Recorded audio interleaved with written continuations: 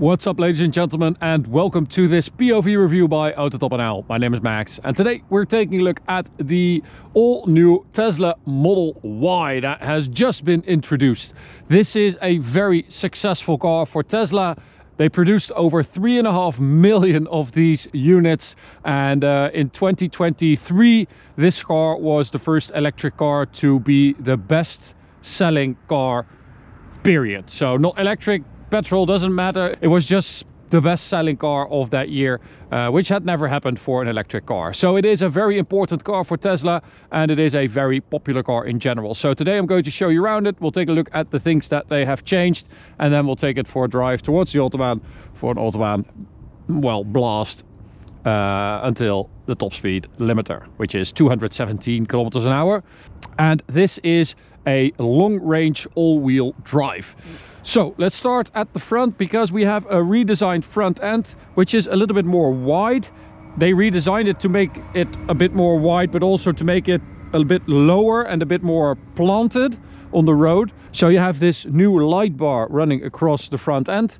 I'm not sure this is a very successful redesign. I mean, I don't think the Model Y is a particularly good looking car in general, but this just looks so generic, and it doesn't really look like a Tesla to me. I think they took some design cues from that RoboCab thing, but yeah, I don't know, it looks a bit generic. Headlights down here, new front bumper, as I said, with this new grille down here with these horizontal slats, and the new camera in there as well. Wheels, these are the new 19-inch, which is the most efficient wheel that they've done. This is a 255 front tire, which is quite wide. And this is a Hankook tire, a Ventus S1 Evo 3 EV tire, and you also have an option to go 20-inch, and on the performance I think 21-inch even. They also updated the suspension, the dampers, the kinematics, everything to improve the ride. We've got a camera right there, and a new sunroof, which is a lot more heat deflecting. That means that the air conditioning has to work less hard, so it's more efficient. They wanted to make the car more efficient, of course, so basically in every aspect the car is more efficient. The electric motors are more efficient, the battery is more efficient, it is more quiet, the heat pump is more efficient, it is more aerodynamic. So improvements across the board. If we get in the back here, it's actually quite spacious, and we have a nice screen here which you can use to operate the climate and the audio, stuff like that. But you also have Netflix, YouTube, Twitch, and some games you can play. And you can also split the audio between the two rear passengers, so one can listen to the audio and the other one can play a game or something like that. You can also use a controller. And they have two USB ports here, USB-C, with like 65 watts of charging, so you can charge two laptops simultaneously in the back here, which is kind of cool. We've got this new panoramic roof, as I said. I think it's like 7 times more efficient in heat deflection, which is good for the passengers. Ah, that's the game. Okay, so it's like the old school arcade.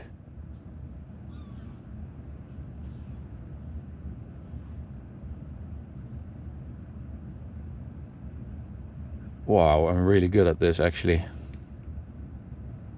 Don't have any audio for this? I don't think so. So this is really good if you have kids in the back, you know, this is going to entertain them for hours. Pretty good materials as well, with this microfiber and this sort of textile fabric. A little bit of ambient lighting in there as well. And it's actually nice and light in there.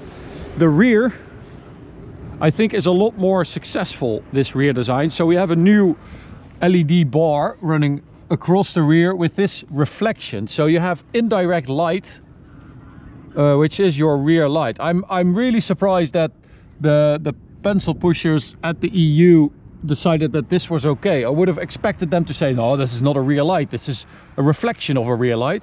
But there's this reflective surface. You also have the logo on there, and apparently that is enough to be considered a rear light, which I think is pretty cool. It looks kind of futuristic. I like that. A bit like cyberpunk Tron-ish. I think that's cool. New rear spoiler as well. Yeah, I think this is a better look for the car. The rear is pretty successful. And then we've got a couple other new things in the rear here. So number one, it's actually quite spacious, and you have some additional storage down there. But also you have these new buttons. So if you hit this button, you can electrically get those seats down, and the front seats, they move forward and back automatically. So you don't have to walk around doing all the seats manually, and then you can get them up electrically as well, which is quite nice. So that's a very handy new feature. The profile of the car is pretty similar, I think, to the previous version, but they have improved the chassis rigidity. What else can I show you guys? I can show you the frunk. Open that up. You can also use your phone to do that. So more storage here, with a drain as well. So I think you can use this when you go tailgating as well. Just fill it up with water and ice, and have some cans of beer in there. Pretty nice. All right, so interior wise, at the front we've got the same upgraded materials, which is nice, and you have some more ambient lighting running all across the front end there. We've also got this updated screen with a lot of info. This always works really well with Tesla. This is one of their, I think, their USPs. Also at the front you've got a lot of games and stuff like that. Light show, boombox, you can talk to other people outside. I think they do this well, and they know it. And they also have a very good audio system. So it's the more premium models have a 16 speaker audio system, which is very good. I think this is all pretty self-explanatory, right? So it's just a very good menu to use. It's super user friendly. And yeah, let's just take it for a drive. Oh, we do have a big update here. Tesla has come up with this revolutionary idea to use this stalk to use the indicator. So it used to be on the steering wheel, which they thought was a really good idea, and everyone told them from the start that it was horrible. They invented this super smart thing. You just do that and it goes left, and you do that and it goes right. But then they didn't have the guts to leave it there. Now they had to make them smart. So the car sort of decides for you if you are just turning or if it needs to stay on, and how long does it need to stay on, and it's very strange.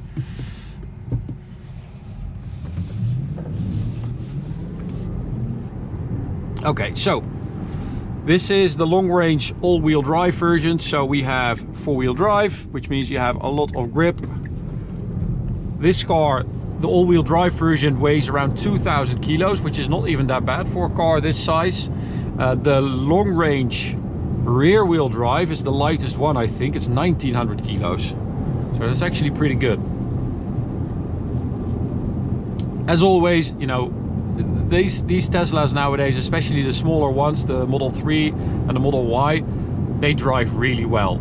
They have such a low center of gravity. I quite like the power steering. They have updated that as well, and they borrowed some parts for the suspension and the dampers and stuff like that from the updated Model 3, which drives quite well. They also improved wind noise, tire noise, stuff like that, so it's down by about 20%, and it is pretty good. It's pretty quiet in here. 0 to 100, 4.8 seconds. Nope, there's a biker. Ooh, look at that bird. It's a big one. 4.8 seconds, 0 to 100. I'll show you in a bit. It does handle pretty well, I have to say. It's I like the beefy power steering. It's not too heavy, but it just adds a little bit of feel to the steering, which is nice. Sound check. Any sound? Nope. So apparently you can also change the steering feel. So I was in standard, which I felt was really good, but you can also go to heavy, which might be a little bit too much. I think standard is just right.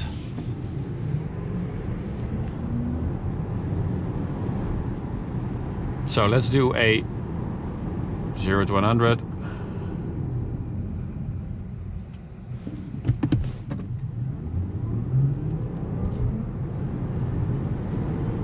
There we go.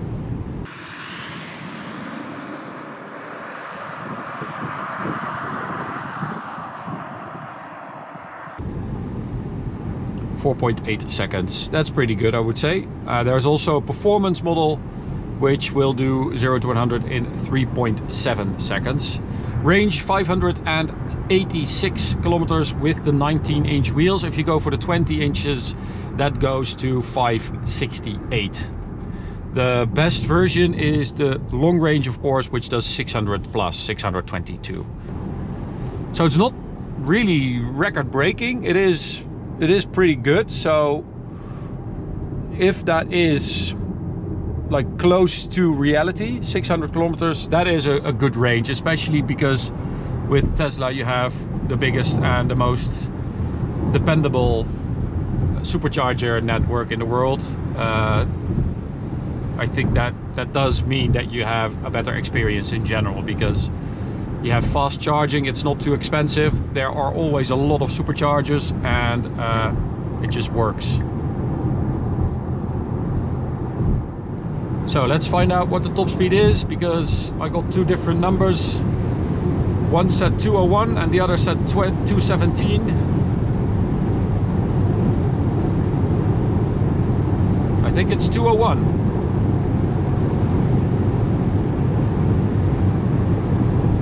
That's a shame.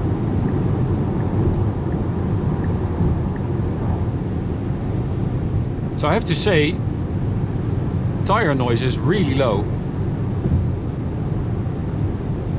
It's actually very good. I also really like the fact that you can now limit the one pedal drive, because I don't really like one pedal drive. I think it's not very comfortable, and for a long time you weren't able to change that with Teslas. Used to be adjustable, and I'm happy that it's now back. 12.3 seconds, 100 to 200. It's actually pretty quick. It's around the same time as the previous Model Y performance, so they definitely upped the performance there. In general, I think, you know, this is a very important car for them, and it's noticeable. They put a lot of time and effort into improving the car. There are a lot of quality of life improvements as well, like those super fast charging USB ports, but also the Wi-Fi has been improved, and the general connectivity is better now. I also think, you know, the look, I'm not really a big fan of that front end, because I think it just looks a bit too generic, but if you put it next to a previous generation, you definitely, you know, this is a lot more modern with better lines, more sharp, a little bit less of a blob than the previous one. And especially the rear end with that diffuse light in the light bar, I quite like that. So in general, I would say this is a big improvement over the last Model Y. And that's it basically. I mean, yeah, it's not like all of a sudden this is a very desirable car. It's just, it's a bit bland, but I think what it's supposed to do, it's pretty good at that. And if you combine that with all this great UI and with the Tesla supercharger network, I think, you know, you have the reason why you see these cars so much. It's not super expensive, it has pretty good range, pretty good performance, and now it has pretty good looks as well.